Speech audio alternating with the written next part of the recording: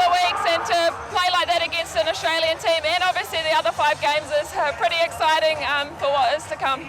Honestly, it's incredible.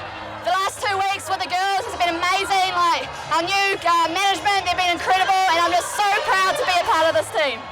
I'm speechless. I'm so speechless right now. I don't know what I'm thinking. I'm so grateful. I'm so honoured. I don't know what to say. I'm so happy. This is a really amazing feeling. We've worked really hard, you know, trying not to look back but never forget. And, you know, this is for the likes of Horiana Manuel, Lindai Tunu, Carla Hohepa, the legacy that all sisters in the jersey have ever started.